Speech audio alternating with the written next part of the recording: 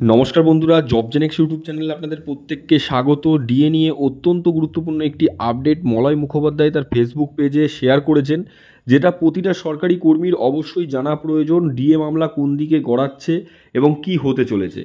প্রথমে দেখুন, 16ই নভেম্বর একটি সার্কুলার জারি করেছে সুপ্রিম কোর্ট। সেখানে কি বলা রয়েছে সেটা নিয়ে বিস্তারিত বলেছেন মলয়বাবু। তারপরে ডিএ মামলা কবে উঠতে চলেছে, কখন উঠতে চলে, শুনানি হবে কি না, তাও কিন্তু তিনি ডিটেলসে জানিয়েছেন। তিনি কি বলেছেন দেখুন, 16ই নভেম্বর 2024 সুপ্রিম কোর্টে এক সার্কুলারে জানানো হয়েছে যে মঙ্গলবার, বুধবার আর বৃহস্পতিবারে কোনো রেগুলার ম্যাটার থাকবে না, শুধু আফটার নোটিশ ম্যাটার থাকবে। অর্থাৎ মঙ্গলবার, বুধবার ও বৃহস্পতিবার কোনো নতুন ম্যাটার উঠবে না, যেগুলো পুরনো ম্যাটার রয়েছে সেগুলো কিন্তু উঠবে। কি বলা হয় যে মিসলেনিয়াস বা রেগুলেশন কেস স্পেশাল বেঞ্চ বা পার্ট হাফ হলে দ্বিতীয়ার্ধে শুনানি হবে।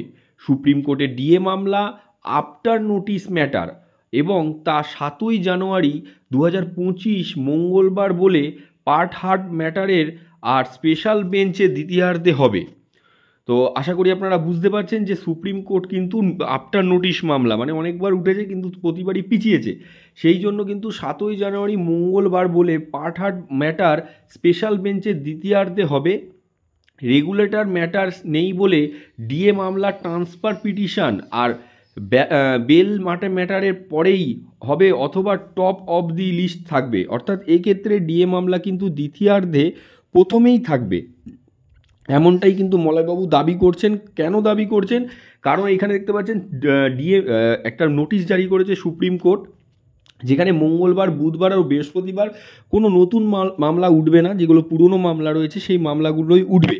এবং সেক্ষেত্রে ডিএ মামলা দ্বিতীয়ার্ধে ওঠার সম্ভাবনা রয়েছে এবং দ্বিতীয়ার্ধে যদি ওঠে সেক্ষেত্রে স্পেশাল বেঞ্চের কিন্তু টপ অফ দি লিস্ট থাকবে বলে মনে করা হচ্ছে। কনফেডারেশন অফ স্টেট গভর্নমেন্ট এমপ্লয়িজের সাধারণ সম্পাদক মলয় মুখোপাধ্যায় কিন্তু এটা জানিয়েছেন। তো 7ই জানুয়ারি ডিএ মামলা উঠতে চলেছে মঙ্গলবার, দ্বিতীয়ার্ধে প্রথমেই টপ অফ দ্য লিস্টেই কিন্তু ডিএ মামলা থাকছে। খুবই গুরুত্বপূর্ণ একটি আপডেট আপনাদের সাথে শেয়ার করলাম। অবশ্যই লাইক করে বন্ধুদের মাঝখানে শেয়ার করে দিন, যাতে ভিডিওটি সকলের কাছে পৌঁছে যেতে পারে।